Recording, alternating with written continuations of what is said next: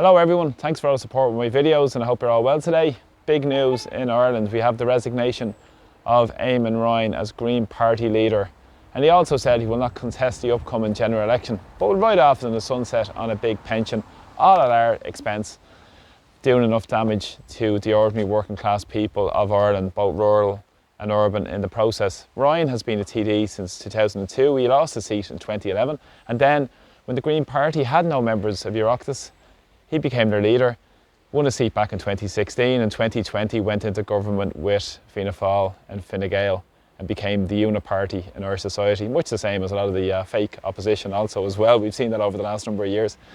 But also what's interesting with this is this comes in the back of his abysmal election performance in the context of losing the two MEPs, Kieran Cuff and Grace O'Sullivan, and also big losses in local councils where up to 50% of council seats were lost.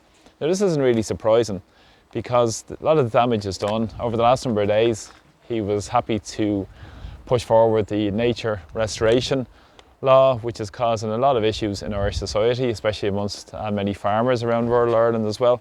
And also this comes on the back of many notable performances, much notably falling asleep on a motion actually in the convention centre a number of years ago on lower paid jobs and employment rights. Of course, Eamon Ryan's not really interested in lower pay work or employment rights, so he was asleep during that, probably asleep for a lot more periods during the coalition over the last number of years.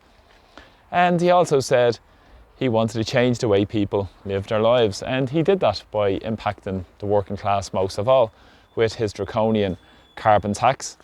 We all know about the recycling bottles facility that came in, all backed by AIB, 28.5 million euros worth. But again, this was a ruse to benefit the manufacturers and producers and tax the living daylights out of ordinary people. They've done the same with carbon tax.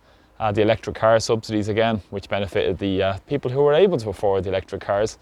And again, he ingrained a lot of this green ideology through NGOs, through the school curriculum, through the Sustainable Development Goals, we all know about them as well, and state boards and quangos also as well.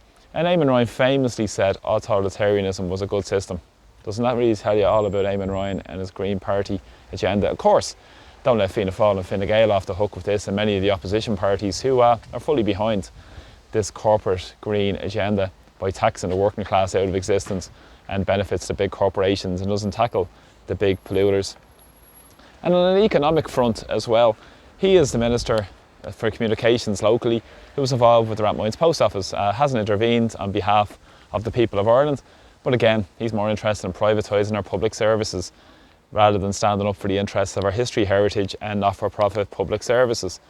And they also, again, in terms of the economic picture, Minister for record evictions, homelessness, house prices, rents, health chaos, not to mention the amount of people on hospital waiting lists, and also the lack of public health nurses in our local communities, and huge issues regarding GP services as well up and down the country. Not to mention the poor young children that are waiting for autism diagnosis, services, and not to mention the scoliosis treatment also as well. And we'll also add in there the immigration chaos as they're trying to force through this anti-sovereign EU migration pact.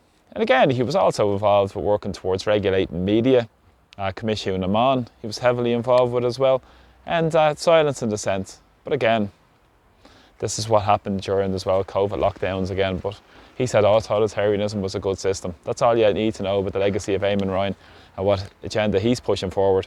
And again, we not mentioned the cost of living crisis and the attacks on Irish neutrality, which the Green Party have been fully behind in terms of supporting the proxy war in Ukraine and the fallout from that as well. And also we've had the impacts of public transport in the local area and across Ireland as well, with the Bus Connects project in here, which was completely anti-democratic. Again, he was abdicating responsibility to the National Transport Authority, and all of his quangos pushing forward his agenda. So he privatised a lot of the bus services, he oversaw a lot of that stuff, and then he's now trying to claim that he's for enhancing public transport when he's looking at avenues for people to make money out of them. Much the same as what's happening now as Minister for Transport. We see the airline pilots in Aer Lingus balloting now to take strike action over the next number of weeks. because they haven't accepted to pay claims by the Aer Lingus as well. So Eamon Ryan flying off on his big pension while everybody else is struggling. But of course, Eamon Ryan had a couple of more interesting facets to his career as well. Most notably, where he went to COP28. COP27 back in Egypt was sponsored by Coca-Cola, one of the biggest polluters in the world. But we won't say anything about that, Eamon. Your legacy is to pass the torch on to new leaders, Eamon Ryan.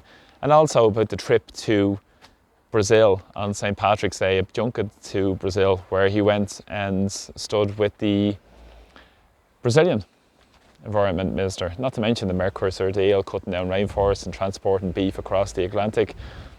We won't say anything about that, Eamon. That's not part of your legacy.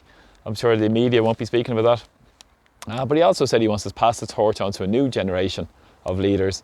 And there were important measures that he was pushing through, like the Planning and Development Bill, which is in breach of the Aarhus Convention, lack of public consultation. But what's new when you come to authoritarianism is a good system, from Eamon Ryan as well. So he wants to see the government pushing on with its full term, and also the aims are affordable housing and move towards a sustainable, secure future. Eamon Ryan, good riddance. He'll move off into the sunset on his big pension pot of over €1 million, be worth at least €1.5 million probably euro in the private market. He's going to be riding off into the sunset in a big job as well, I'm sure, and his pension pot, as I said, all paid for through all of us. So man who went into government with Bertie Ahern, wanted to bring the wolves back to Ireland. Well, the wolves are well and truly in Ireland. They're in Dáil Éireann, the criminals in suits in Dáil Éireann. And also he spoke about salads as well, which helps us sustainable food grow, wasn't it? South facing balconies for lettuce leaves. So Eamon Ryan, good riddance, quite dangerous in terms of the impacts he's had on Irish society, but of course the legacy will be written to say he did a great job for people, which is absolute nonsense, because Eamon Ryan is fully part of the establishment, serves the corporations, serves their agenda, and serves the restriction of free speech with his draconian laws as well. And the next leader will undoubtedly be Catherine Martin. It won't be Minister for Disintegration, Roderick O'Gorman. I'm almost certain it's Catherine Martin, because they'll be looking at pushing through these hate speech laws, like Catherine Martin is trying to push through with this commission on the Truth Ministry in Irish society. So dangerous times for Ireland. Eamon Ryan is gone, but the policies continue, and we need to challenge the status quo in Irish society to bring power back from the grassroots up, back to our communities where people have a right say in what goes on in their lives. They're centrally involved in the decision-making process, but with this shower, we're going to see more of the same, more of the corrupt, same merry-go-round politicians. They'll all ride off into the sunset in their big pensions, and who'll be in the hock? Ordinary people are struggling, with more and more people in poverty, more and more people in homeless accommodation, more and more people emigrating, not to mention the immigration chaos also as well. And who benefits? The big corporations, the 1%, and the super rich that Ryan has always stood by, despite his nonsense claims about a fair, just transition nonsense.